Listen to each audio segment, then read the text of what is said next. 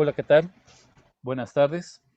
Vamos a iniciar nuestro programa de Didaxia Entrevistas.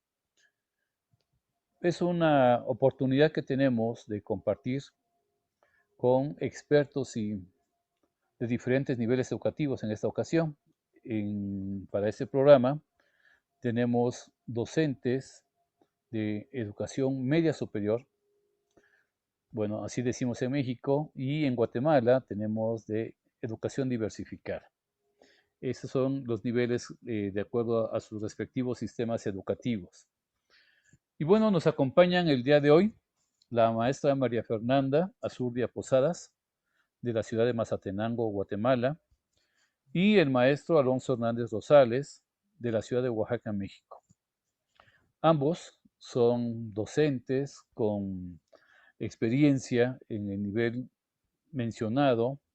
Y bueno, el día de hoy vamos a hablar un poco de lo que sería la vida de escolar en este nivel educativo. Ellos han trabajado con adolescentes y para algunas personas el adolescente es una persona complicada, para otros es un mundo de nuevas experiencias. Entonces, maestra Zurdia, maestro Alonso, les agradezco su haber aceptado esta invitación a esta entrevista y vamos a comenzar.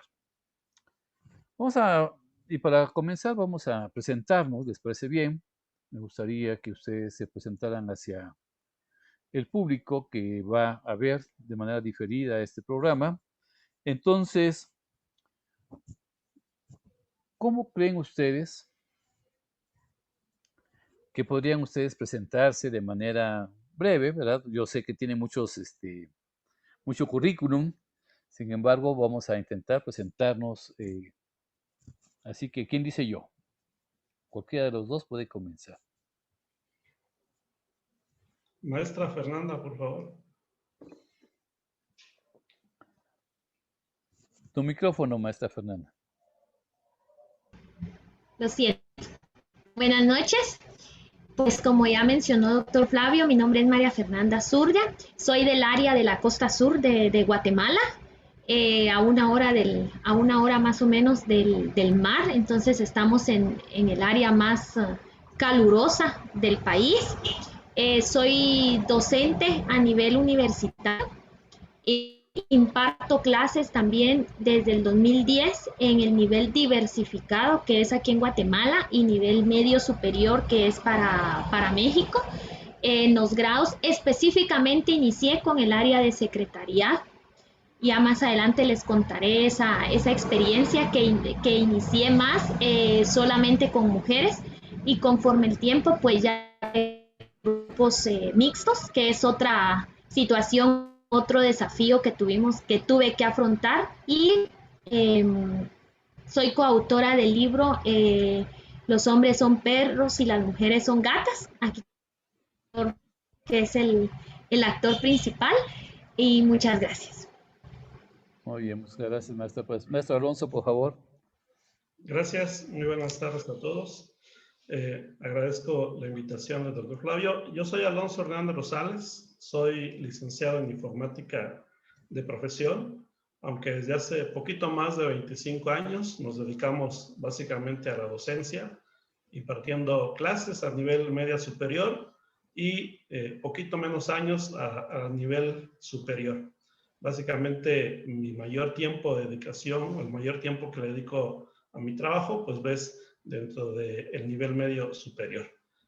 Soy un aficionado, un amante de la tecnología. Mi carrera la escogí precisamente porque un mes antes de tomar una decisión de qué carrera estudiar, se abrió la licenciatura en informática en la institución de tecnología que yo estudié en mi nivel superior, y a partir de ese momento me llamó mucho la atención el poder estar en contacto con la computación. Entonces procuro, hasta donde mis posibilidades puedan y mis conocimientos lo permitan, pues llevar a los chicos ese aprendizaje a través de las tecnologías. Aparte de ser maestro a nivel medio superior, de manera presencial, pues también desde hace 3 años me desempeño como facilitador dentro del sistema educativo Prepa en línea CEP, que ofrece a nivel nacional la Secretaría de Educación Pública.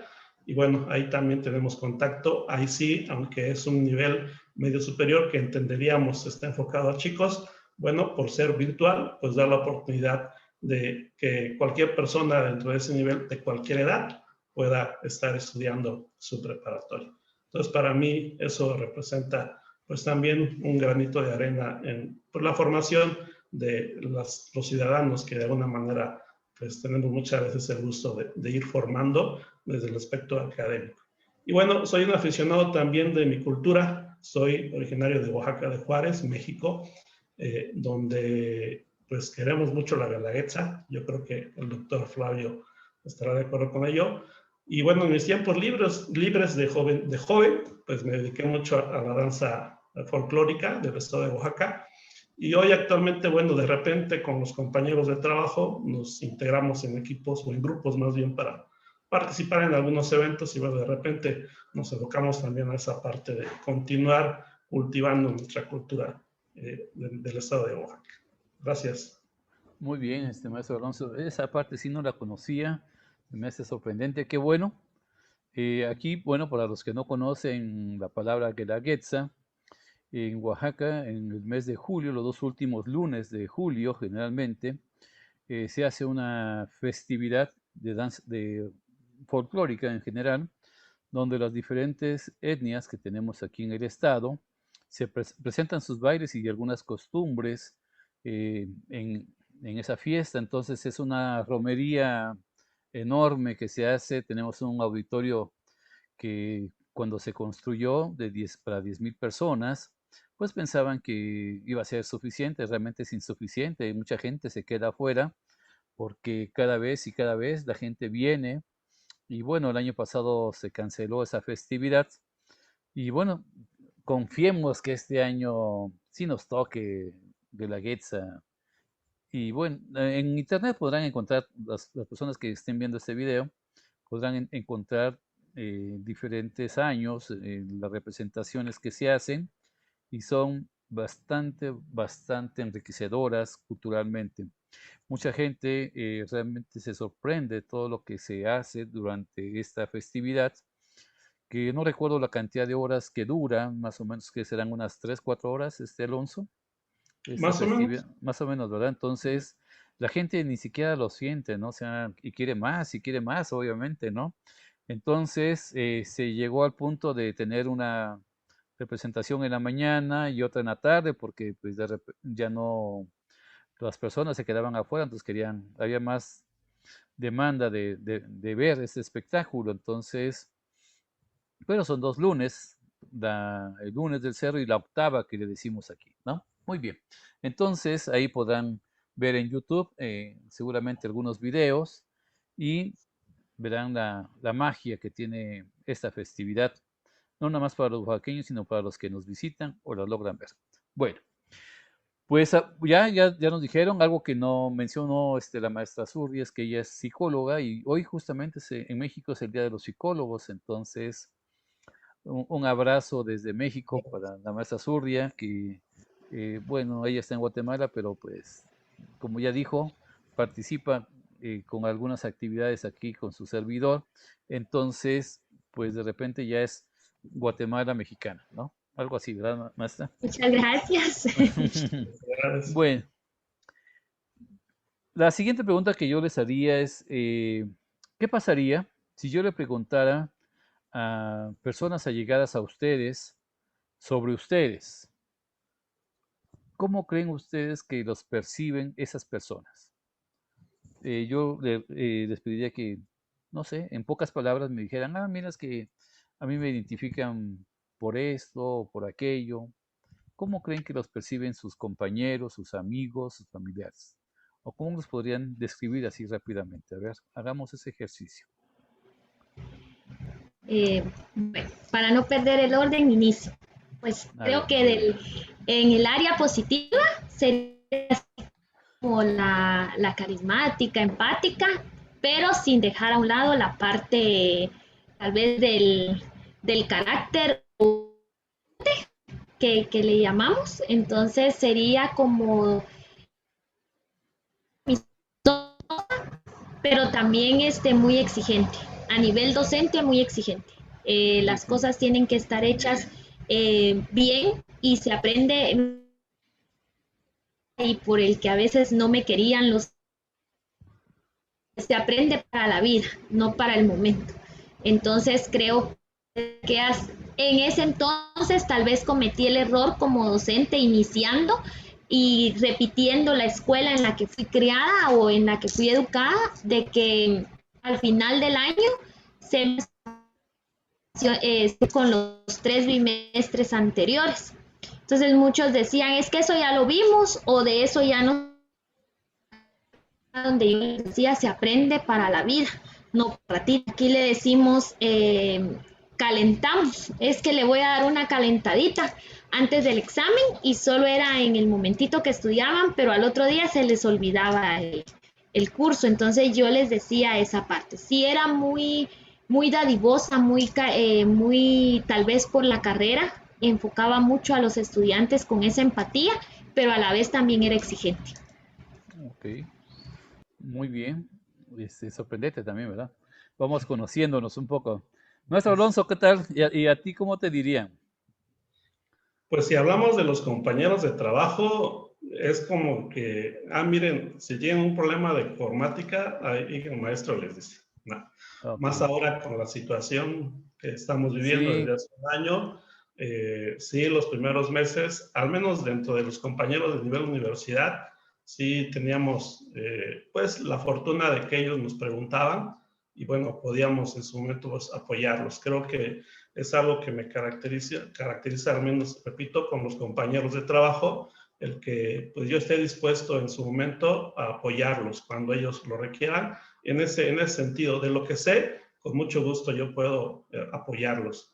Y mis alumnos yo creo que también tienen ese concepto de el maestro exigente, solemos serlo en momentos, casi la mayor parte del tiempo. Somos flexibles de alguna forma también porque reconocemos muchas veces pues las dificultades que el alumno puede tener para la entrega de calificaciones o la elaboración de alguna actividad, pero generalmente pues sí nos procuramos ante ellos, o más bien somos ante ellos pues responsables en cuestión de impartir la clase y cumplir en tiempo y forma con las actividades que ellos en su momento pues también tienen el derecho de solicitar, de exigir, pues en ese proceso de aprendizaje.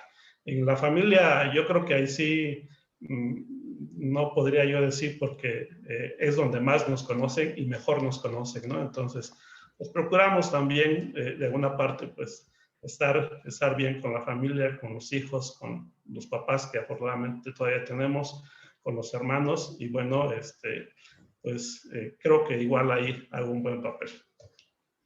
Muy bien. Bueno, eso es importante. De repente eso de ser la referencia para casi como el bombero de la escuela, ¿no? O sea, si hay una situación, Alonso apaga el fuego desde el conocimiento informático, ¿no? Muy bien. Oye, pues aquí hay otra pregunta que me gustaría hacerles.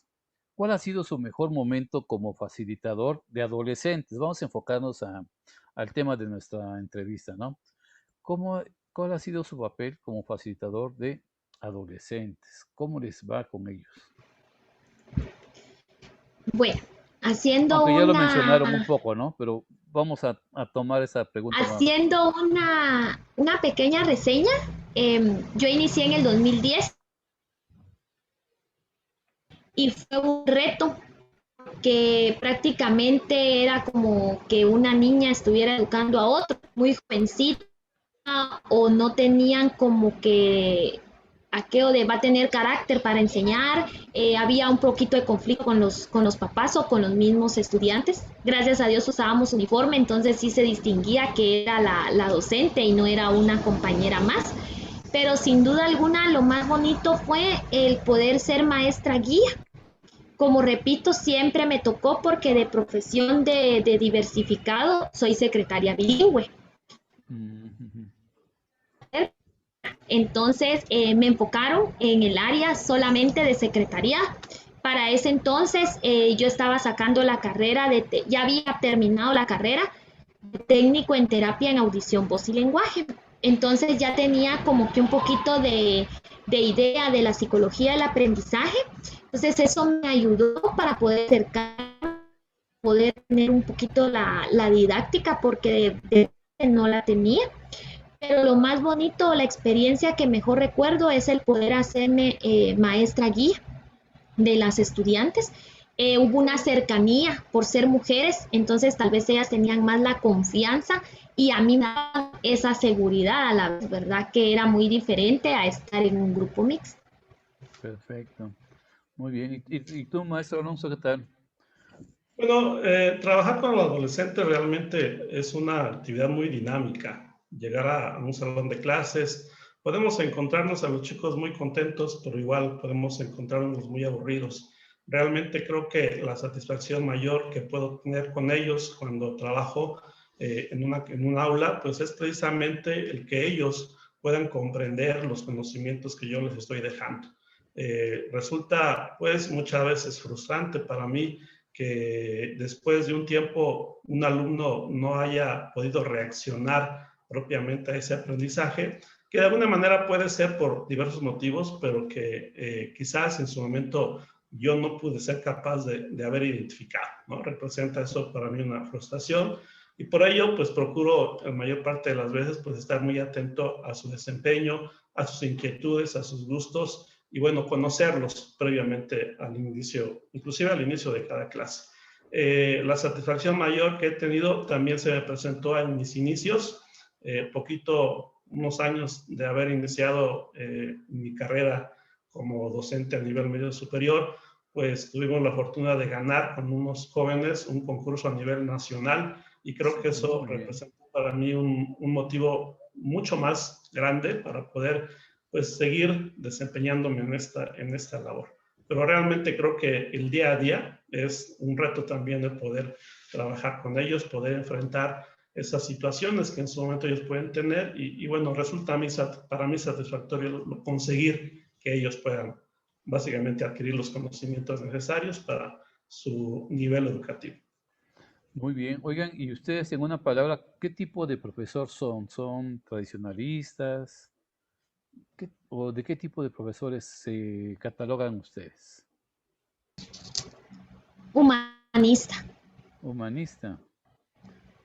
¿Y cómo combinas esa parte de la exigencia con el humanismo?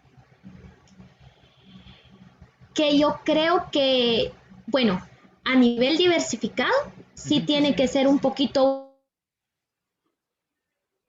la vía conductual, ¿verdad? Porque a veces, como dijo el maestro Alonso, el adolescente es un cambio total, a veces está de buenas, a veces está de malas, entonces tenemos que ir viendo dónde sí tenemos que apretar un poquito y dónde ser muy conductuales en cosas para la vida y también sin olvidar la parte humanista. Tal vez yo lo veo por mi carrera, ¿cómo lo combino? Pues dando esa confianza que tampoco va a ser muy permisiva, siempre guardando ese respeto entre el docente y el estudiante. Entonces yo siento que sí van a haber momentos conductuales, pero que ante todo tengo que poner lo humanista.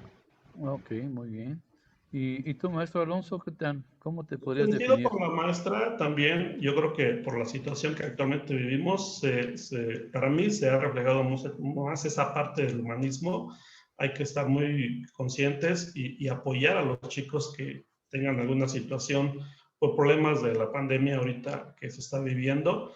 Y bueno, también me considero un maestro también tradicional, pese a que por el modelo educativo que seguimos en nuestro sistema, que ratito a lo mejor hablo de ello, pues tenemos que recurrir, ¿no? a hacer determinado tipo de facilitadores, pero creo que también seguimos practicando en su momento lo tradicional, de acuerdo, insisto, también por la dinámica que muchas veces está en los jóvenes. Entonces, pues igual me divido en esas dos, principalmente en esas dos vertientes.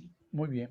Entonces podríamos decir que son eclécticos, ¿no? O sea, toman de acuerdo un poco eclécticos y contextual, ¿no? De acuerdo a las circunstancias, situacional, perdón.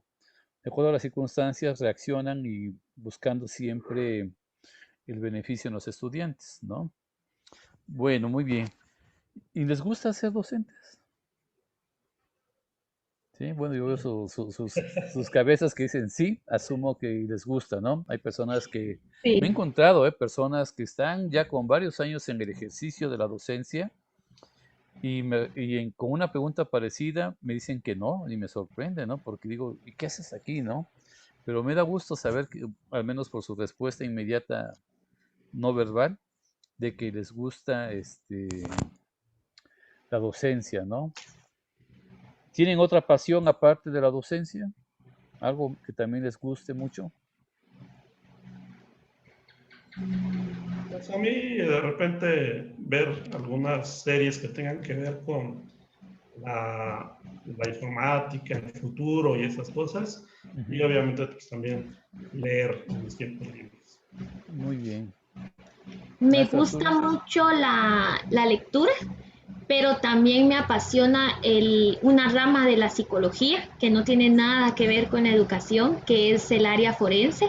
Tengo 2 posgrados en forense específicamente, entonces me gusta y me enfoco mucho a ver películas o series de investigaciones, de crímenes, etcétera. Entonces sí, esa es como que eso se quedó como el sueño frustrado, no seguir o no ejercer esa profesión, pero por la situación que vivimos, creo que a nivel mundial es mejor seguirla viendo y fantaseando en series a involucrarnos ya en ella. Muy bien. Oigan, ¿y qué tal? ¿Cómo fue que sucedió en su centro educativo esta situación de la atención a la pandemia hace 1 año y 2 meses, si mal no recuerdo? ¿Cómo les fue? ¿Cómo reaccionó? ¿Qué sucedió en su plantel para esos cambios que se venían? ¿Reaccionó su plantel apropiadamente? ¿Cómo lo ven ustedes? O más bien, ¿cómo lo vieron? En mi caso, se inició, acabábamos de terminar el curso de docencia digital, entonces yo ya sabía más o menos todas las herramientas del uso del Internet, cómo evaluar por medio de Classroom, etcétera. El plantel en ningún momento canceló las clases, eso fue algo muy, muy bueno, muy positivo. Se ingenió lo más, ahí sí que al alcance de todos teníamos WhatsApp, que era lo que más se utilizaba. Entonces se inició con WhatsApp a trabar un poco los teléfonos de tantas fotos, de tantas imágenes que tenían que estar enviando los jóvenes como evidencia. Los docentes estábamos a un paso de colapsar porque ya no teníamos memoria o estar calificando. Veníamos acostumbrados a estar en unos encuadros de papel, a estar solamente en la computadora. Entonces creo que eso sí, hubo un poco de jóvenes que se ausentaron, o sea, se tuvieron que retirar. En Guatemala hay zonas, la mayoría de lugares aquí en Guatemala son en alturas y no tienen, son montañosos. Por eso nos caracterizamos como un país que tiene muchas montañas y temblores también a la vez. Creo que Oaxaca está igual, pero no llega la señal, incluso el recurso no lo tenían. Ahorita todos tenemos un teléfono, sí, pero no con una capacidad para tener la economía, ¿verdad? De comprar una tarjeta o de pagarles internet a los jóvenes. Entonces se retiraron muchos. ¿Cómo lo afrontamos? En plena pandemia nos hacían ir a los docentes donde no nos teníamos que reunir, pero teníamos que ir a capacitarnos y a saber y a dialogar, que no era lo mismo en virtual. Y así fue como entre todos nos fuimos ayudando a poder utilizar herramientas. En mi caso yo sabía utilizar Classroom, entonces yo mencionaba sobre los kits de Classroom. Otro compañero se puso pero súper ducho en el uso de Zoom, entonces ahí fue como que le ayudó bastante. Entonces entre todos fuimos ayudando, fuimos colaborando, pero sí fue un reto muy, muy difícil. Muy bien. ¿Y qué tal? ¿Y a ti cómo te fue, maestro Alonso? También fue un reto bastante complicado, complejo, porque nosotros sí, un viernes nos dijeron, a partir de lunes ya no venimos a clases y todo va a ser ahora, va a ser virtual, todo va a ser desde la casa. Y bueno, sí, no hubo una capacitación previa, no hubo una preparación previa. Vaya, sí, la mayoría de mis compañeros tenemos una computadora, la llevamos a la misma escuela, pero lo empleamos básicamente como una herramienta de apoyo para proyectar o cosas por el estilo.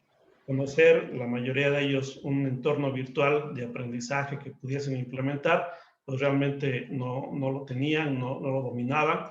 Y perdón que hable yo en sentido de que ellos no sabían, pero bueno, la ventaja que teníamos los informáticos, o que tenemos los informáticos en ese sentido, es que tendríamos básicamente ya un poquito de conocimiento. En mi caso, pues bueno, yo he venido aplicando pues las tecnologías en mis clases y me facilitó un poquito ese proceso.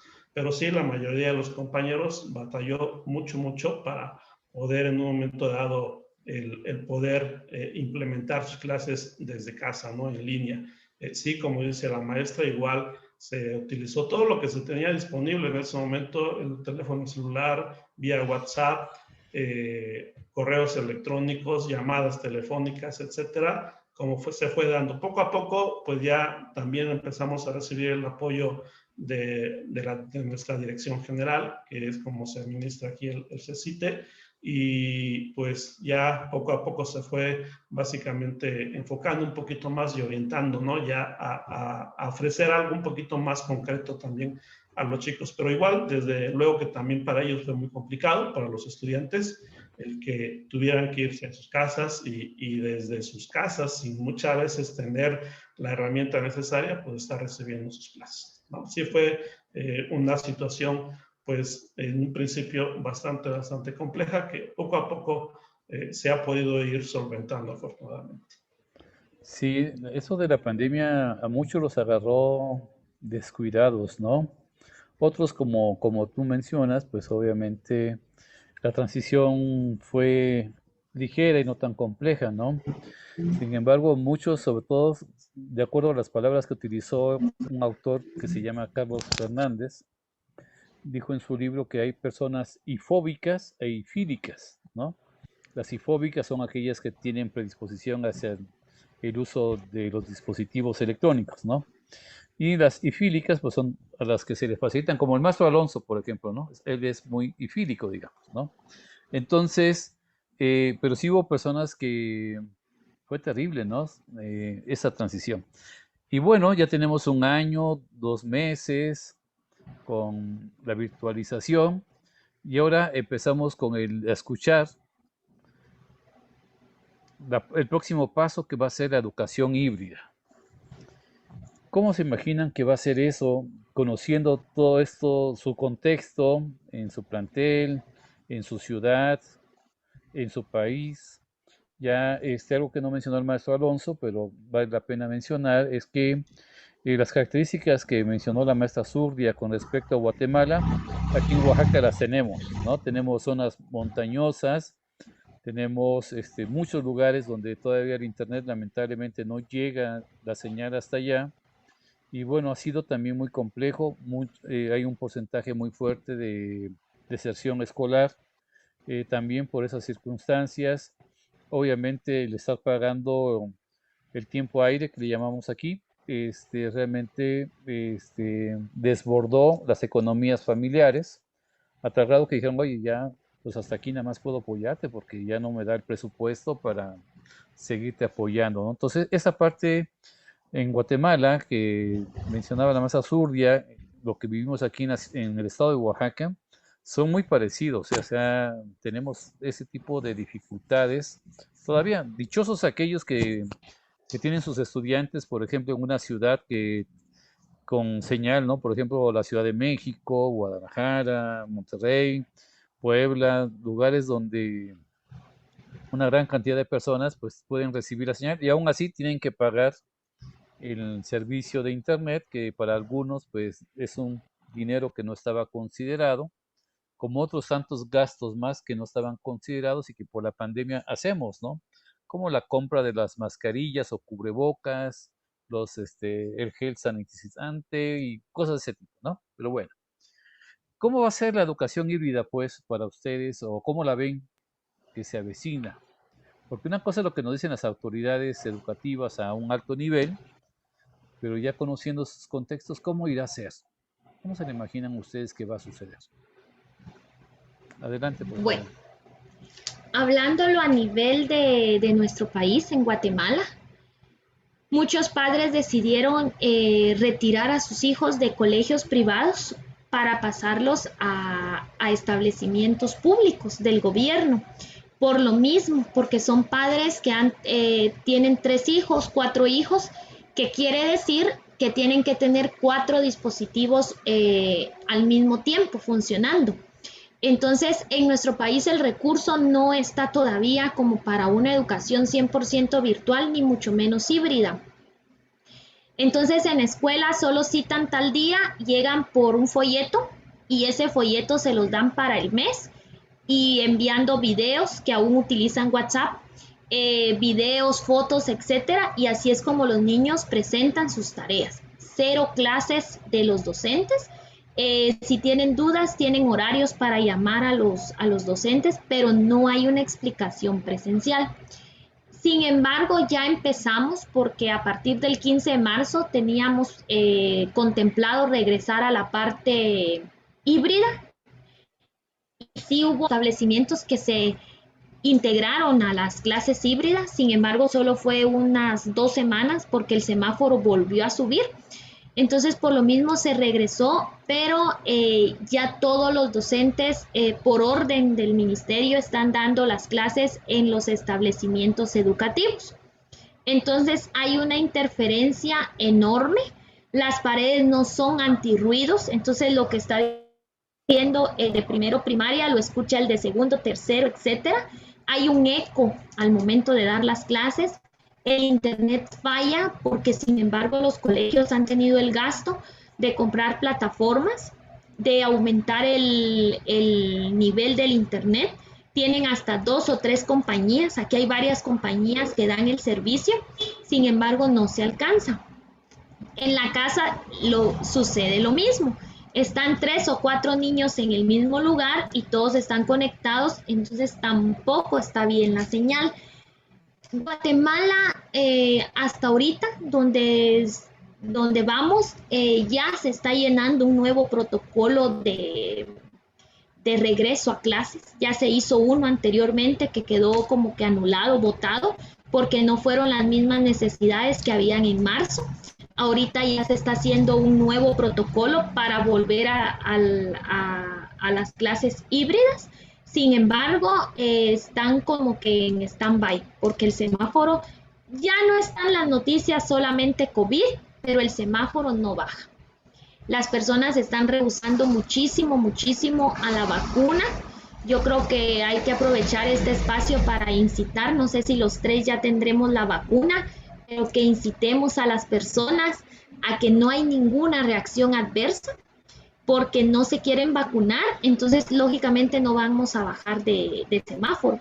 Pero para quedarnos el 2022 como la educación híbrida, todavía no estamos preparados, ni a nivel docente, ni a nivel padres de familia. Las plataformas, aquí el maestro Alonso, que es el tecnológico, tendría que subirle la dimensión en la función, etcétera, porque todavía no están funcionando a un 100%. Ok, muy bien. Y en nuestro caso, maestro Alonso. Bueno, dentro de lo que es mi sistema, yo sí considero que sería también un poquito complejo la implementación en este momento de esa forma de ver a clases. En el sentido de que, bueno, pues algunos jóvenes podrán asistir a la escuela unos días y posteriormente en otros momentos otros jóvenes, lo cual a lo mejor implicaría un poquito más de trabajo para el docente, ¿no? En el sentido de que debe de estar tanto atento a lo que el alumno en presencial en ese momento pueda estar presentando o requiera aprender y atender a la vez también a aquellos jóvenes que de alguna forma de manera virtual estarán. Lo digo en el sentido de que ahorita pues sí se nos pide que las clases sean en línea, ¿no? Entonces tenemos que atender 1 hora, 2 horas a un grupo a través de la computadora, a través del internet y a la vez también, si vamos al sistema híbrido, atender también a esa otra parte de jóvenes que ahí se presenten. Por otra parte, a lo mejor la infraestructura pues tampoco sea muy conveniente. o muy adecuada para ese tipo de proceso, en el sentido de que pues hay que tener los espacios adecuadamente requeridos, correctos, pues para poder ubicar a lo mejor en un aula donde normalmente caben 50 alumnos, porque lamentablemente en muchos sistemas educativos de nivel público hay grupos de 50 alumnos, de 40 a 50 alumnos, y bueno, no es el caso del plantel donde yo laboro, no, afortunadamente tenemos un número menor, porque así está dispuesto, pero de todas maneras, pues muchas veces suelen ser insuficientes, ¿no? Esa infraestructura que se pueda tener. Creo que es una buena forma quizás de poder empezar, pero deberíamos todavía tener procedimientos adecuados, bien firmes por parte de las autoridades. Y bueno, también el cuidado de los jóvenes. Los chicos van a querer regresar, a ellos no les preocupa mucho quizás el poder tener que usar un cubrebocas, pero a la vez pues sabemos también muchas veces las inquietudes y ahorita ya se lo quitaron, ahorita ya están saludando a todo el mundo, ya están abrazando a todos, entre ellos, etcétera. La emoción de volverse a ver pues va a ser difícil que nosotros la podemos controlar. Entonces, de alguna forma, pues creo que todavía tiene sus inconvenientes el poder regresar de esta forma. Sí, todavía está muy complejo, ¿no? Algunos vacunados, creo que aquí los tres estamos vacunados, algunos vacunados y otros no vacunados, ¿no? Y sobre todo que las poblaciones estudiantiles, estaba yo leyendo que aquí en mi país, personas de 18 a 29 años se empiezan a vacunar como por septiembre, octubre. Entonces, que esas son las edades, por ejemplo, de estudiantes que yo manejo. Entonces, los de educación media superior sería quizás hasta para fines de año, principios del otro, entonces, y así cada vez, ¿no? Todo va a ser un poco complejo todavía esa parte. Los contagios pueden aumentar con base en lo que está mencionando el maestro Alonso. Entonces, sí, puede ser un poco complicado desde ahí, ¿no? Bien. Bueno, y hablando de estos jóvenes que rompen reglas y crean las suyas, ¿cómo es el adolescente de Guatemala? ¿Cómo es el adolescente de México? ¿Qué me podrían decir al respecto? Considero que adolescente en un contexto general va a tener el mismo comportamiento, los cambios hormonales van a surgir a nivel físico, estén donde estén, sino que siento que es más el contexto familiar el que va a repercutir en el comportamiento del adolescente.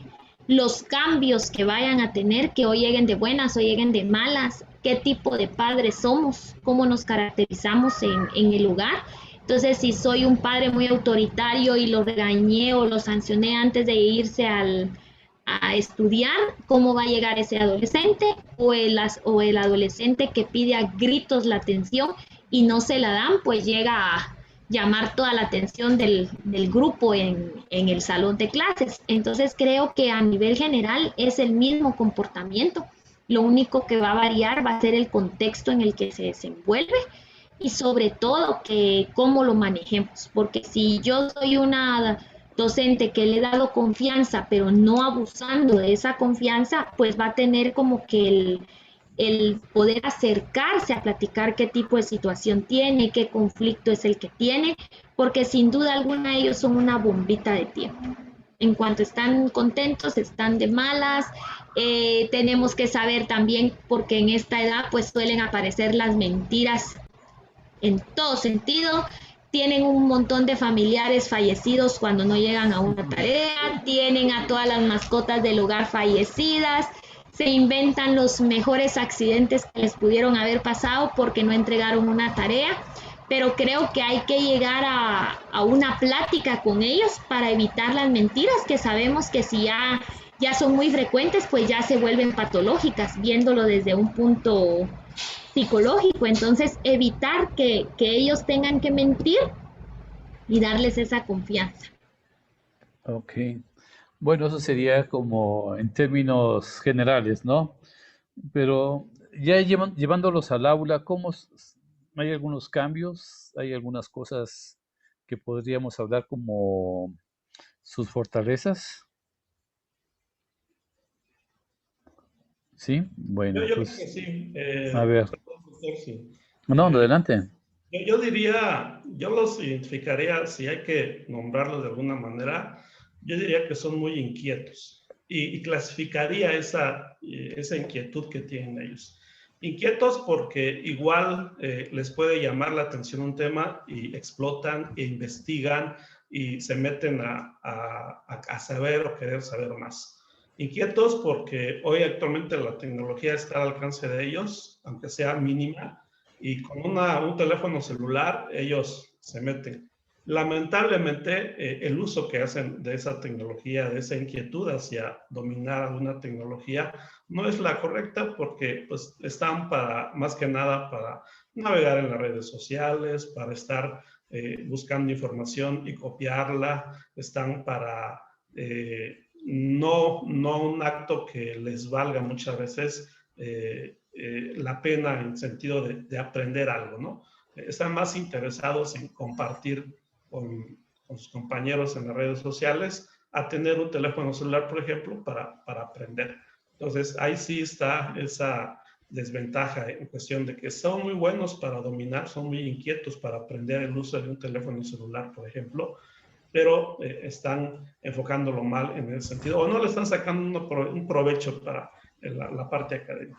También hay chicos que pueden representar una inquietud por quizás las situaciones que puedan vivir en la familia, ¿no? Hay chicos que llegan al aula a sacar todo aquello que están quizás sufriendo en la clase, perdón, en la casa, y lamentablemente muchas veces, pues no es algo positivo, ¿no? Entonces ya están molestando al compañero, ya están pues portándose con conductas no muy apropiadas dentro del aula, lo cual pues en su momento pues llega a perjudicar el mismo desempeño del aprendizaje que los demás pudieran estar adquiriendo.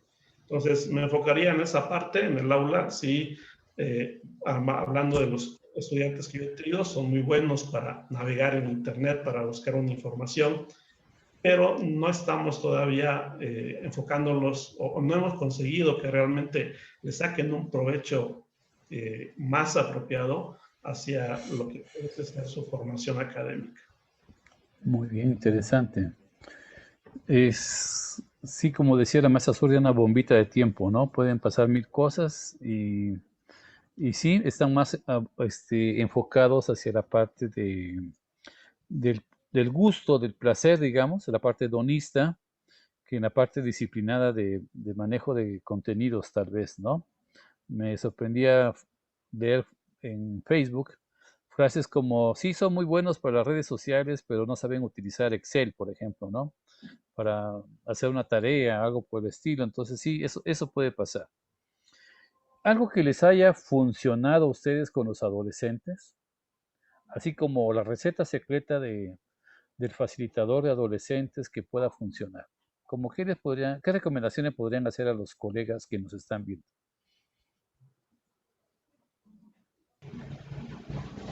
Bueno, en mi caso, cuando ya trabajé con un grupo mixto, ya era un poco teórico porque me tocaba dar la parte de psicología. No podía exigirles un 100% los conceptos porque no era psicólogos, sino que era para un grado de magisterio. Entonces los dejaba que explotaran su creatividad. Como dice aquí el maestro, ellos están inquietos y lo que realmente les llama la atención. Entonces trabajaba mucho también con ellos como la autoexploración que me servía en el curso. Entonces ellos tenían y les llamaba la atención, y si yo hago esto, ¿por qué lo hago? Y si yo me comporto así, ¿por qué estoy haciéndolo? Trabajaban mucho lo que eran diagramas, mapas conceptuales, mapas mentales. Les gustaban más los mentales que los conceptuales, y decían, yo no puedo dibujar, pero ahí hacían aunque sea una bolita con 2 puntitos y era una carita. Entonces, dejar que el adolescente también sea, porque que él fluya sus ideas y que siempre sea guiado, pero no siempre tan dictador, sino otra es el docente dictador. sea, que los tengamos dictándoles y copiándoles, que copien ellos unas 3, 4 páginas, creo que eso los agota, los frustra, no les gusta. Entonces ellos están explorando. Si uno les dice investiguen, ellos se dicen en chistes San Google y ahí van todos a San Google, pero cada quien busca en diferente página y están haciendo algo que les llama la atención. Entonces creo que hay que explotarles mucho la creatividad, porque los jóvenes tienen mucha creatividad y por eso sí pueden aprender. A ser los maestros tradicionalistas un 100%, exceptuando una materia de matemática, de química, que ahí sí tenemos que tener un poquito de didáctica tradicional, pero sí a ellos les gusta, y siempre que hayan juegos al inicio, alguna dinámica, algún juego que ellos se despierten de salir de una clase a veces tediosa, por ejemplo una matemática que los agota, la tecnología pues creo que no los agota porque les gusta, pero de una clase muy teórica y entramos nosotros, entonces hacer alguna dinámica para despertarlos. Sí. Muchas gracias, maestra. Sí, muchas gracias, maestra. ¿Y tú, Alonso, qué nos puedes recomendar? Sí, yo creo que clases dinámicas, ¿no? Donde no solamente haya una exposición por parte del profesor, hay que buscar técnicas dinámicas que despierten el interés. Un juego, como bien lo decía la maestra María Fernanda, pues va a facilitar también el que los mismos alumnos pues, puedan de alguna manera enfocarse a un aprendizaje. El ponerles problemas, a lo mejor, independientemente si es matemáticas, física, computación, pues problemas que nosotros detectamos les interesan a ellos resolver, ¿no? Su contexto, en su entorno hay muchas situaciones y podemos tomar esas partes de la misma escuela, esos espacios que hay en la misma escuela para, en su momento, pues enfocarlos a un tema que nos interese a nosotros enseñarles. En el aspecto de tecnología, bueno, yo muchas veces implemento ahí, hago uso de herramientas tipo lúdicas, como Kahoot, por ejemplo, donde si el chico tiene celular en el salón y no lo quiere dejar, bueno, sabes que mira, métete a esa dirección y vamos a competir todos y vamos a jugar un ratito. Inclusive a veces hacemos ese tipo de actividades donde se toca todo menos el tema de clase en ese momento, ¿no? Si no, nos abarcamos a otras cosas fuera de la clase, pues diría para despejarnos un poco y ya después regresar con los contenidos que nos interesan. Entonces, igual, ¿no? Si en un momento dado veo que en clase están con el celular, oye, a ver, búscate en Google qué es esto y coméntanos, ¿tú qué opinas? Entonces, empezamos ahí la interacción a través de esa forma con las herramientas que a ellos les gusta en un momento dado, ¿no? Con las cosas que a ellos les interesan. Claro. Muy bien. Está centrado en los intereses de los estudiantes, al final de cuentas, para aprovechar y hacer que fluya mejor las actividades, ¿verdad? Muy bien, pues hemos cubierto la parte de la entrevista y agradezco sus genuinas respuestas. Seguramente que esto nos llamará la atención a otros, nos deja también algunas reflexiones posteriores que podremos compartir. Yo les quisiera pedir, porque para esta sesión les solicité que trajeran ustedes algo que compartir con sus compañeros, ¿no? Con los colegas. Entonces, ¿qué les parece si pasamos ya a esa fase de sus exposiciones para que nos compartan cosas que a lo mejor ya empecé a explorar un poco y otras muchas más que seguramente están ahí esperando ser descubiertas por ustedes? Entonces, me parece que es el maestro Alonso quien va a comenzar su exposición y son 20 minutos más o menos y le vamos a pedir a la maestra Azurdia que esté al pendiente para que ella continúe y con eso empezaremos a cerrar nuestro programa del día de hoy, ¿no? Adelante, maestro Alonso, está disponible el poder compartir la pantalla si es necesario. Adelante. Bien, gracias. ¿Me pueden confirmar si se ve, por favor? Sí. Ya se ve, ya está presente ahí algo. Bueno, pues básicamente lo que yo quiero comentarles es esa experiencia que en un momento dado hemos tenido a lo largo de 25 años y más ahora con la pandemia, realizando pues básicamente nuestra labor como docentes. En mi, perdón, en mi institución, en mi sistema educativo, bueno, nos conocemos como facilitadores. Voy a hablar en particular de mi experiencia en el Colegio de Estudios Científicos y Tecnológicos del Estado de Oaxaca, un sistema que ofrece el nivel media superior dentro del área tecnológica. Es un sistema educativo bivalente en el sentido de que pues, ofrece la oportunidad, una vez que el estudiante egresa, de poder continuar sus estudios a nivel licenciatura, a nivel profesional, y si así lo desea, pues enfocarse ya al campo laboral. En el plantel donde yo trabajo, donde yo laboro dentro de ese sistema, es un plantel que está a 20 minutos de la ciudad de Oaxaca de Juárez, una zona suburbana, donde pese a la cercanía con la ciudad, pues sí hay muchas, todavía muchas faltas o dificultades, ¿no? Para el acceso a la educación, al internet, a los servicios, muchas veces los servicios básicos. Independientemente de ello, pues también los alumnos que nosotros tenemos son chicos que proceden, en algunos casos, de comunidades retiradas de la capital, por ejemplo, de la Sierra Juárez, que es una distancia aproximadamente de media hora, una hora de camino, comunidades que están cercanas al plantel, pero que donde la mayoría de esos chicos pues optan o prefieren otro tipo de institución. Ofrecemos también 5 carreras, 5 especialidades, y el modelo educativo que persigue o que ofrece esta institución pues es el basado en competencias, aparte también del modelo constructivista. Básicamente como función docente, decía yo, básicamente como facilitadores, pues nosotros tenemos que identificar de alguna manera al inicio de cada semestre nuestro contexto.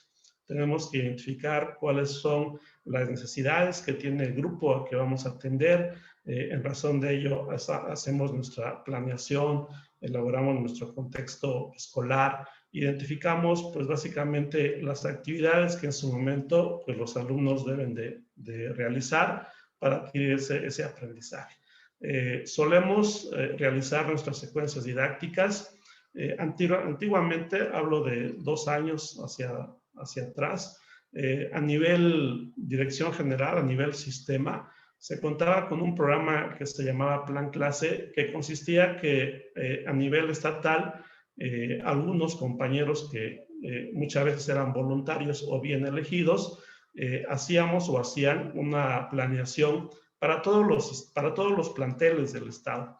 Resultaba muchas veces un poquito complejo el que pudiésemos adaptar una planeación al contexto de un plantel, porque pues sabemos muy bien, bueno, los que vivimos en Oaxaca, que pues tenemos unas zonas totalmente dispersas y totalmente diferentes, ¿no? Somos, en la costa habrá necesidades y habrá gustos y todo muy diferente a lo que pueda tener en la zona de los valles centrales del estado, por ejemplo. Entonces era muy difícil en un momento dado el poder adaptar una planeación general a algo más en particular. Entonces, a partir de 2 años más o menos, ya cada profesor, cada facilitador, pues elabora básicamente su planeación didáctica. En ese sentido también realizamos o aplicamos las evaluaciones en el sentido de aplicarlas de 3 tipos y en 3 momentos. Se solicita en la planeación que nosotros apliquemos pues, la evaluación, la autoevaluación, la coevaluación, la reevaluación, que se dé básicamente una evaluación diagnóstica, una evaluación sumativa, una evaluación formativa, y de alguna manera pues vamos midiendo con ello pues los aprendizajes que los estudiantes van adquiriendo. Generalmente los estudiantes que nosotros tenemos son chicos entre 17, 18 y 19 años. La labor docente también la desempeñamos a través de academias. En este caso existen las academias de especialidades, decía yo en un principio, son 5 especialidades y estamos organizados de esa manera por especialidades y por áreas de conocimiento.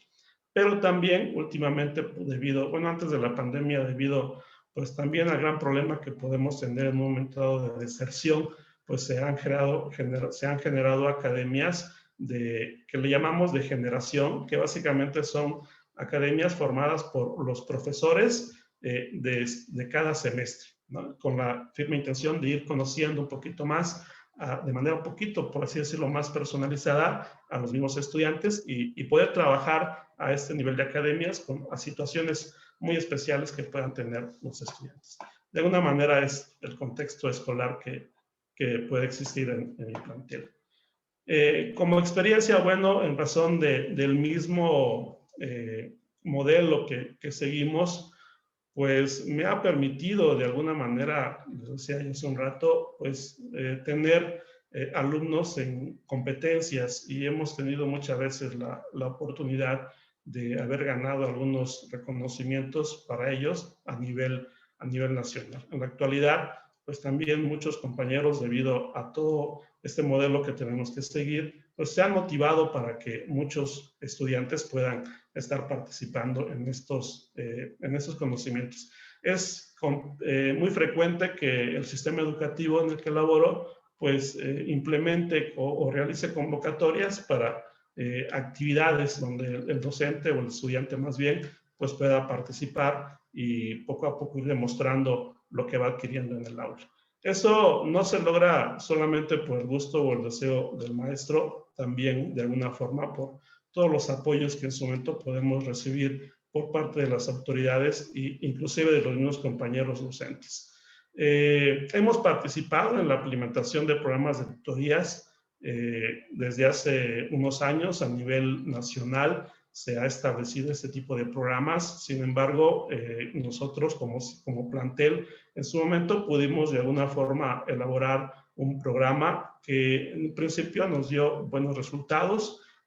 Pudimos de alguna forma pues reducir, que es la finalidad, un poco lo que es la deserción escolar a través de la implementación de este plan o programa de tutorías. Fue un programa más bien bastante completo y complejo la implementación por todo lo que implicaba en un momento dado, en primer lugar, el desconocimiento de lo que pudiese ser, pues, propiamente una tutoría, pero bueno, poco a poco lo fuimos desarrollando y en la actualidad, bueno, a lo mejor ya haga falta volverlo a actualizar. En lo personal, yo como otra experiencia también que considero de alguna manera exitosa, es que debido a mi área de conocimientos, al área en la cual me desempeño, pues he podido implementar con algunos estudiantes, con algunos grupos, el modelo, por ejemplo, del aula invertida o algunos otros modelos educativos.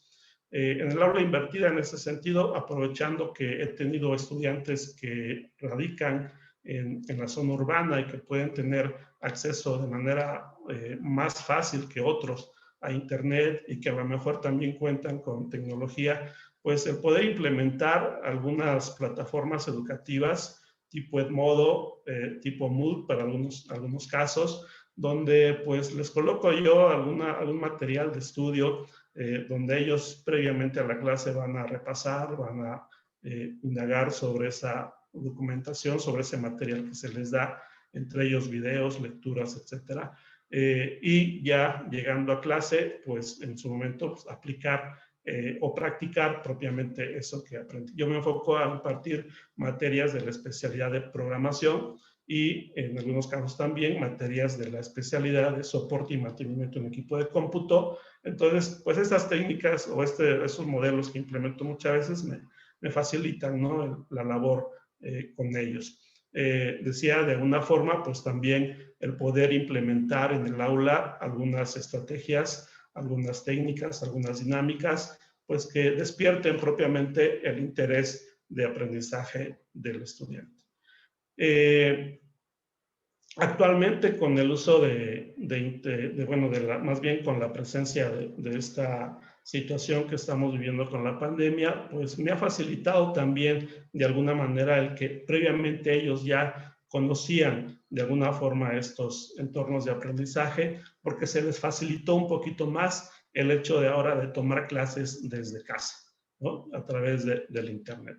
Me han demostrado muchos de ellos, de los grupos que atiendo, que pues han podido de alguna forma, de manera autónoma, por así decir, pues el poder llevar a cabo sus clases de manera en línea. Y de alguna manera pues han demostrado a través de las evaluaciones el que están aprendiendo de esta forma. Y bueno, pues sigo con ello, ¿no? En el momento de implementar a través de las diferentes herramientas tecnológicas que pueda haber, el que ellos puedan continuar aprendiendo. En ese sentido, hablo de lo que es el uso de las TIC en el aula. Procuro, mientras se pueda, la escuela de alguna forma también nos da esa facilidad de manera presencial, pues el plantel cuenta con un centro de cómputo, tiene un servicio de internet que si muchas veces no es muy, muy bueno, pero sí pues les permite en un momento dado a los alumnos el poder conectarse de repente al internet en la clase y pues poder aprovechar todas esas herramientas que el uso de las tecnologías nos ofrece. Hacemos mucho uso de las tecnologías de la información y de la comunicación en el aula. Creo que de alguna manera esto me ha permitido el que los alumnos puedan pues, desempeñarse de manera efectiva dentro de lo que es ese proceso de aprendizaje. Hay muchos obstáculos, claro, para en una forma poder implementar o poder llevar a cabo esta labor. Hay muchas situaciones que se pueden presentar y que de alguna manera pues procuramos, no solamente de manera personal, sino a través del apoyo de diferentes entidades en el mismo plantel, pues para que los alumnos puedan solventar ese tipo de situaciones. Yo las he identificado de tres maneras. Hablo de obstáculos que le pongo por el contexto, en el sentido de que muchas veces para que un alumno pueda aprender, nos encontramos con la situación de que pues, no tiene los recursos económicos suficientes para poder inclusive asistir a clase. Se ha llegado muchas veces, hablando de la parte presencial, cuando estábamos de manera presencial, a que la dirección de la escuela solicita el apoyo a maestros para que a lo mejor un día le puedan pagar la comida o el desayuno a un chico, ¿no? Que a lo mejor en algún momento le puedan proporcionar al alumno, pues, algún apoyo para poder sacar copias, por ejemplo, ¿no? En cuestión de esa situación que quizás en ese momento el estudiante no pueda solventar. Entonces, de alguna manera, son situaciones que quizás pues, están fuera del control del profesor, pero que pues, buscamos de alguna manera también la alternativa para poderlos apoyar.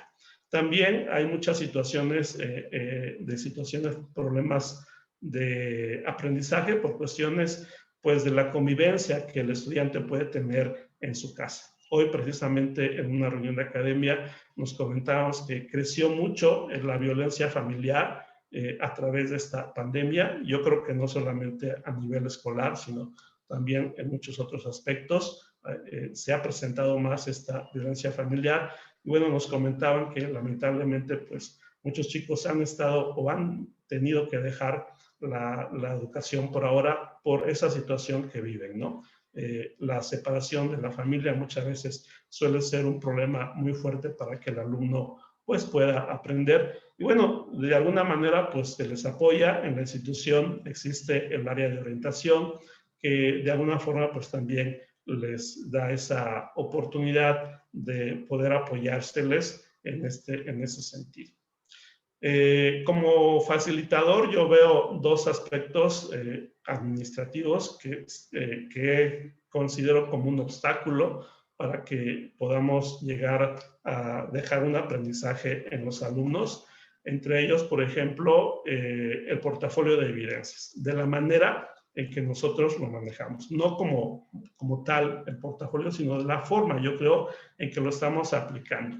Me explico en el sentido de que exigimos al estudiante de que en su portafolio de evidencias tenga que tener él todos los instrumentos, todos los trabajos que hacemos durante el semestre. Y eso muchas veces suele ser para él muy, muy tedioso y muy cansado, en el sentido de que si hizo una actividad en clase, si hizo una actividad formativa en clase, pues tenga que reflejarlo en su portafolio con su instrumento.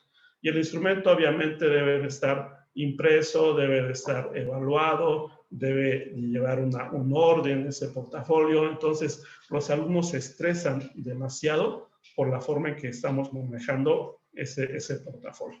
Entonces, también representa muchas veces, hemos escuchado comentarios de los alumnos, es que no, el portafolio no lo puedo hacer porque tengo que sacar miles de copias, porque son miles de instrumentos. Entonces, creo que estamos enfocando mal ahí el uso del portafolio de evidencias y está representando para nosotros un obstáculo. Comentaba en un principio también el plan de clase que hacemos, era también muchas veces un problema porque solíamos darle al estudiante el plan clase. El plan clase que se hacía como un proyecto incluía materiales de estudio, incluía los instrumentos de evaluación, incluía todo lo que el maestro fuese a necesitar en una clase, y lamentablemente muchas veces el maestro le daba al estudiante el plan clase, le decía, aquí está el archivo con todo tu plan clase, un archivo de 1 giga a lo mejor, de tamaño, donde iba todo lo referente al plan clase de una asignatura. Entonces eso también, ese modo de establecer el plan clase, creo que fue una forma errónea de poderlo implementar y causaba también mucho estrés al estudiante. Creo que también como facilitador hacíamos mal en el sentido, bueno, ya el alumno ya tiene el plan clase, ya sabe lo que va a estudiar, ya debe de estudiarlo él, y yo ya nada más voy a llegar como facilitador en su momento, pues voy a llegar ahí a ver qué está aprendiendo el alumno. Creo que lo enfocábamos mal. En ese sentido, hablo de obstáculos. ¿Los hemos mejorado? Sí, decía yo, ya ahorita ya no se maneja mucho el plan clase a ese nivel. Ya hoy cada profesor, cada facilitador hace previamente al inicio de clases su propia secuencia didáctica y en razón de ello, pues define los instrumentos que vaya a necesitar. Y creo que ha mejorado un poquito más esa parte. En cuestión del portafolio, pues también ha ido poco a poco mejorando. En mi caso, pues yo solamente les pido si es que tengo que entregar un portafolio de evidencias, porque a mí me lo exige mi autoridad de que deba de entregar todos los portafolios de evidencia que el alumno hace. Bueno, procuro en un momento dado enfocar solamente actividades que yo considere resultan relevantes para ese portafolio de evidencias. En el aspecto tecnológico nos encontramos también con los obstáculos, pues que hablábamos hace un rato. El acceso a Internet, decía yo, los alumnos no todos viven en la ciudad, muchos vienen de comunidades donde, como decía también la maestra, son comunidades que están, aunque cerca o en cuestión de tiempo, lejanas por todas las montañas, los cerros que hay que atravesar para llegar a lo mejor al plantel. Inclusive mi plantel está en una lomita, en un cerrito, donde la comunidad más cercana caminando podrá estar a 10 minutos, pero por lo mismo que es una subida, representa también muchas veces un obstáculo para el estudiante, ¿no? Entonces, la señal de Internet no llega bien, muchas veces no tienen los estudiantes la tecnología, la computadora o el celular necesario o suficiente para poder trabajar. Actualmente con la pandemia, como también lo decían hace un rato, pues en una familia puede haber 3 chicos y por los 3 se necesita una computadora, pero a veces si acaso llegamos a un teléfono celular. Entonces se han presentado ese tipo de problemas que hemos solventado de alguna forma a través de solicitarle al alumno unos cambios en las actividades. Si la actividad que yo le encargué de crearme, por ejemplo, un programa a través de cierto lenguaje de programación en cierto programa o en cierta aplicación, pues bueno, ya sé que no tienes teléfono, ya sé que quizás no tengas computadora, bueno, mira, mándame por escrito el código y ya lo podemos checar, ¿no? Mándame una fotografía a través de WhatsApp o en el momento que puedas tener a internet, mándame una imagen de lo que hiciste y lo podemos estar planteando, ¿no? Entonces, de alguna forma, sí hemos encontrado algunas alternativas que nos permitan pues solventar ese tipo de situaciones. Entonces, básicamente es la forma en que puedo yo expresar mi experiencia docente dentro de lo que es mi sistema educativo.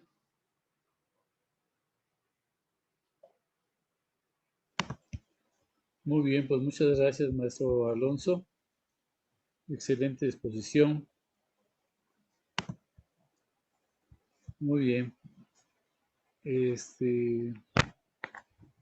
A veces hasta la cuestión geográfica afecta, ¿no?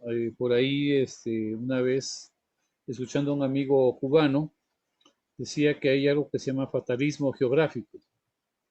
Y bueno, el detalle nada más de la loma que mencionó el maestro Azurdia, perdón, el maestro Alonso, cambia el panorama para poder tener una mejor o peor receptividad en su momento en la conexión, ¿no? Muy bien, maestra Azurdia, pues ahora sí, es suyo el escenario, la escuchamos con atención. Muchas gracias. Gracias, ahorita comparto. Solo me comentan cuando ya lo puedan ver.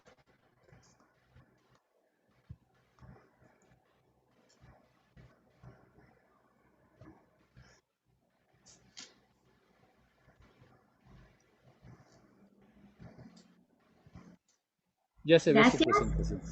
Bueno, la vida escolar, las experiencias exitosas y obstáculos. Creo que ya les había hecho un poquito de la reseña. Yo lo dividí en 3 fases. ¿Cuándo inició y con qué grupo? ¿Qué grado ha sido el más difícil? ¿Y quiénes son más difíciles, si hombres o mujeres? Creo que lo enfoqué un poquito en el área psicológica. Inicié, como les comenté, en el 2010 con grados únicamente solo de mujeres, que son los grados de secretariado bilingüe. Había un poquito de conflicto en esos grados porque, a pesar de que éramos solo mujeres, como que las mujeres tendemos a ser un poco más celosas entre nosotras por naturaleza.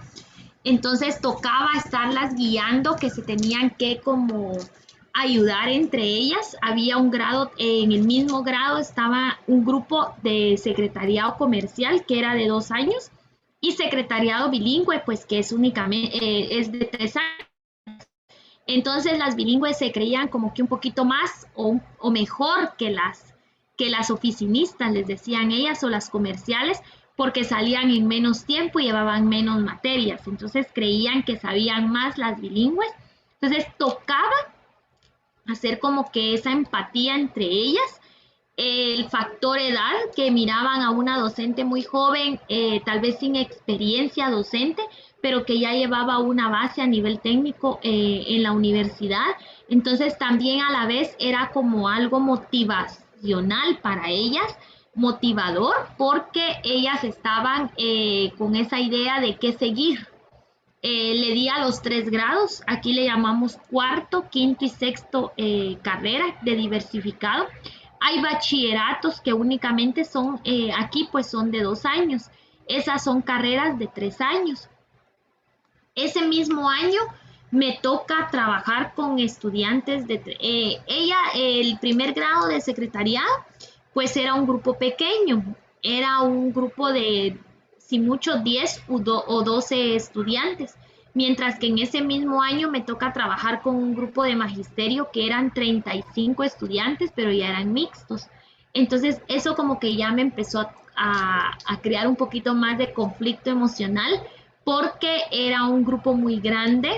Había diferentes edades, habían unos que eran, el primer año me tocó un estudiante que tenía más años que yo, de 25 años, 26 años, y una señora que ella ya estaba con 3 hijos, pero había decidido estudiar. Entonces esos 2 grupos fueron como que mi reto, como que el inicio de mi carrera como docente, que con el tiempo fui como que tomando unas ideas, experiencias que ellos me dejaron en los siguientes años de docente. ¿Qué grado ha sido más difícil? Pues yo creo que todos los grados tal vez no tienen la misma dificultad, pero sí tienen, cada grado, cada estudiante, cada grupo tiene un nivel de rebeldía. Como mencionaba, son para mí son una bombita de tiempo, son muy vulnerables, impredecibles. Entonces, el grado que yo considero el más difícil ha sido el último año de carrera, porque ellos ya están que son adultos, que ya se van a ir del colegio, que ya no hayan las horas de irse. Aquí hacen prácticas desde agosto. Entonces solo estudian de enero a julio prácticamente y el primer día hábil de agosto se van a sus prácticas.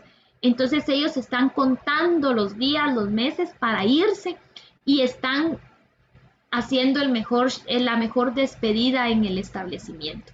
Hay rebeldías, empiezan los noviazgos, empiezan a ser más desafiantes porque están en un conflicto emocional entre ya no soy adolescente y ya voy a ser un adulto. Sin embargo, también aquí acostumbran mucho cuando ya se van a ir a práctica a tomar la foto de grupo de los estudiantes. Entonces ahí ya los ven con melancolía porque ya empiezan a hacerse más afín al docente que más les impactó, al docente que más les enseñó, pero no solo en la parte estudiantil, sino en la parte de la vida diaria. Entonces ya tienden un poquito a la melancolía, ya no me quiero ir, profe, usted fue muy buena gente, o señor, usted fue muy buena gente. Todavía están en ese proceso. Los grados cuando inician, todavía están acostumbrados, cuando están en un cuarto de carrera, ellos están acostumbrados al nivel básico, que los tienen como niños, que los tratan con cariño, tienen menos tareas que en el nivel diversificado o en el nivel medio superior que le llaman ustedes en México. Entonces ellos tienden a ser un poquito más adaptables, más moldeables, porque están iniciando y está como que se está formando cómo el docente los está evaluando, tal vez porque se hace la evaluación diagnóstica de cómo van, ya sea dentro del establecimiento, si estudiaron dentro del establecimiento, qué aprendieron, y quienes no, pues ya tiene una idea el docente de cómo empezar a tratar a los estudiantes que son de primer ingreso. Quinto es un grado que es más como que les agarra un poquito bajan la guardia. Están en quinto, están despacios, van a su ritmo, esperan a que todavía esté uno de docente pidiéndole las tareas. Lo que no hicieron en un cuarto lo quieren hacer en el quinto, pero como que en sexto ya agarran un poquito más de aviada y ya se van ellos a su propia rebeldía, al poco interés. Tenemos que tomar muy en cuenta también, especialmente ahorita en pandemia, que no podemos generalizar que pueden ser perezosos, que no quieren hacer las tareas, que no tienen interés en las clases, sino que a veces el recurso económico y ahorita tecnológico puede estarles afectando. Entonces sí tenemos que ser un poquito predecibles en esas áreas del por qué. No es normal que un joven esté solo así rebelde, no es normal que un joven esté sin interés en sus actividades, si decidió escoger una carrera que le gustaba, porque ahora no tiene ese interés. Dentro de las experiencias que hay similares con el maestro Alonso, en el establecimiento se celebra lo que es el aniversario del mismo, que era en octubre. Entonces había una semana previa al aniversario con actividades. Entre ellas estaba el festival gastronómico, que a veces un año se hacía a nivel nacional, que era la gastronomía de departamentos, a veces la hacíamos de los mismos municipios de aquí, creo que ustedes les llaman en México estados, y a veces lo hacíamos a nivel internacional. Entonces tenían que presentar un platillo, por ejemplo, el platillo de México, y cuál era el baile de México, y hacer una coreografía. El platillo el salón de clases que se asignaba se tenía que decorar entonces con temática mexicana. La comida tendría que haber sido mexicana, y si tenían algún baile o alguna celebración, por ejemplo, en el caso de México, creo que del DF a nivel ustedes no me dejarán mentir, creo que es Guadalupe el más relevante. En Guadalupe pues la colocaban, hacían todo lo que hacía el baile de la Virgen de Guadalupe, si llegaban a bailar o qué tenían que hacer, y era significativo para ellos, lo disfrutaban bastante. Ellos tenían una semana previa, maestro guía, para preparar las cosas. Entonces, eso los hacía olvidarse un poquito de la parte escolar, porque eso sí, terminando el aniversario y ya tenían los exámenes finales. Entonces, como que no estaban tan estresados en el examen final, porque ya habían estado sin clases. Literalmente no tenían clases. Se hacía procesión, se hacían actividades deportivas, se hacían campeonatos de fútbol entre ellos y varias, con el grado guía logré el segundo lugar en ese entonces fue de nuestro departamento. También se logró el segundo lugar con otro grado guía que tuve, que ya no era secretaria. Sobre la coreografía, en ese entonces nos tocó Brasil, entonces los jóvenes disfrutaron qué le podían hacer.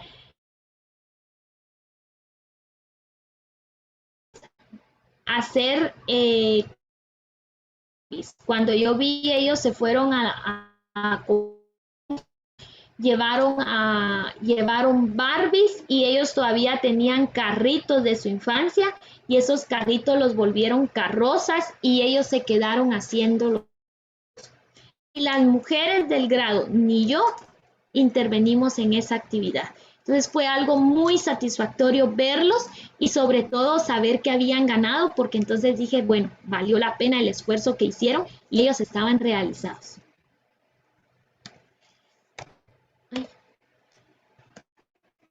¿Quiénes son más difíciles, los hombres o las mujeres? Muchas veces decimos que las mujeres somos las más vulnerables, son las más temperamentales, pero en estos casos creo que fueron más los hombres, porque muchas veces ellos estaban, habían muchos varones, hijos de madres solteras, entonces a veces llegaban, el establecimiento es muy estricto en ese aspecto. Entonces tenían que llegar muy limpios, muy planchados y muchas veces ellos no llegaban. Somatando escritorios, pero gritando. Tienden a ser un... Entonces ellos llegaban peleando. Entonces ya les daba a uno la solución. Ellos a veces se sentían inútiles, era la palabra que utilizaban, al no poder hacer las cosas que el colegio les estaba exigiendo, pero que por falta de no podía. Entonces, el más difícil, el más rebelde, tendía a ser un poquito más. Sin embargo, las mujeres a veces también eran un poquito más dejadas, atenidas. Teníamos que estar, todo era exigente, o sea, todos los días tenían tareas, todos los días tenían que estar haciendo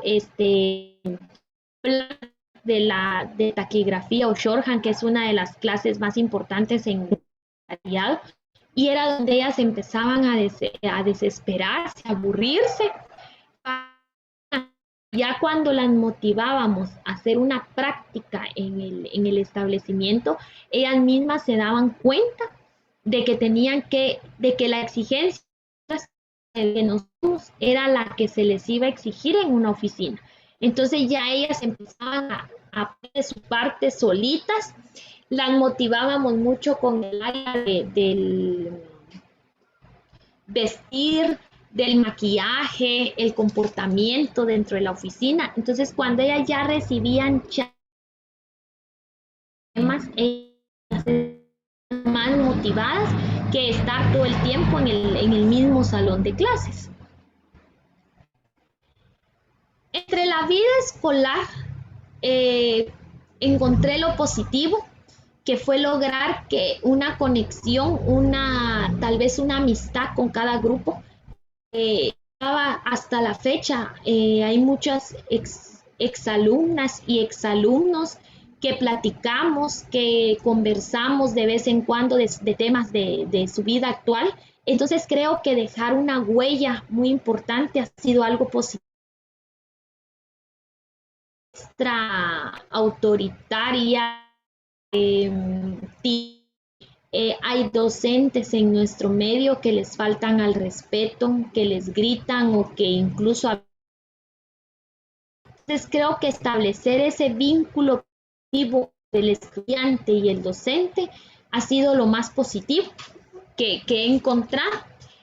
Entre lo negativo, me enfoco a que no es específicamente en el estudiante la parte negativa que encontré o que tuve como experiencia, sino que fue la falta de interés muchas veces de los padres. Me sucedió algo muy negativo, había un joven que definitivamente por más que lo quisiera ayudar, no había cómo justificar esa ayuda y perdió con 6 materias y se aceptaban materias. Y llegó la mamá, el último día de entrega de notas, él perdía el año, que qué se podía hacer, que cómo se podía recuperar, qué solución le daba como yo. Entonces creo que nunca se interesó en los bimestres anteriores a ir a recoger notas, solo llegó a inscribir al hijo, se le mandó a llamar muchas veces por lo mismo de falta de tarea y nunca llegó. Entonces desilusiona mucho el por qué de los hijos, los ven ya mayores, los ven ya grandes y que ellos pueden hacerlo solos, pero también necesitan un empujoncito, una motivación. También otra cosa negativa que encontré fue la falta de recursos muchas veces para poder realizar sus tareas. No por falta de interés de los padres, sino que la falta económica o el factor económico, que muchas veces habían estudiantes que sí querían realizar las cosas y no podían, no tenían ni cómo ir a buscar. Aquí hay una parte que se llama Boca Costa, que es la parte más, es un poquito alta y tiene mucha persona indígena de nuestro medio. Entonces eran dificultad tenían en el sentido de internet, una señal que les pudiera facilitar las tareas. Muchos a veces no contaban con la energía eléctrica, entonces no podían hacer tareas ya muy noche y sí se les dejaba. Lo otro era que salían a una de clases y llegaban hacia las 2 o 3 de la tarde. Entonces, aquí llueve mucho, cuando estamos en invierno llueve desde las 3 o 4 de la tarde y son unos aguaceros tremendos con tempestad, con rayos así fuertes, que se va la luz, que se va la señal. Entonces, esos eran factores donde no influenciaba la educación, donde no beneficiaba en nada al estudiante y al contrario, esas dos áreas fueron las más negativas, han sido las más negativas, siguen siendo también en la educación híbrida las más negativas y relevantes porque muchos disertaron, muchos en estudiar la carrera que ya les tocaba, en seguir estudiando un básico que es el nivel medio en ustedes. ¿Por qué? Porque no iban a tener el recurso ni de una computadora ni de internet. El teléfono, hay aplicaciones que no aceptan los teléfonos o que están con un teléfono muy inteligente. Entonces, muchos desistieron. Entonces, la falta de recursos creo que sigue siendo una de las situaciones más negativas que me he encontrado en la. Muchísimas gracias por su atención.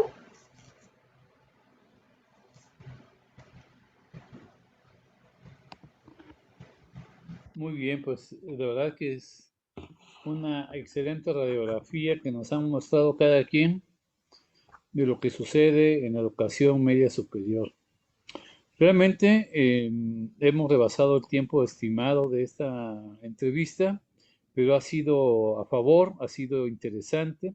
Me parece que con lo que vean nuestros colegas en algún momento esta entrevista, seguramente que tendrán varias cosas que interesarse y buscar todavía para poder hacer mejor su labor como facilitadores.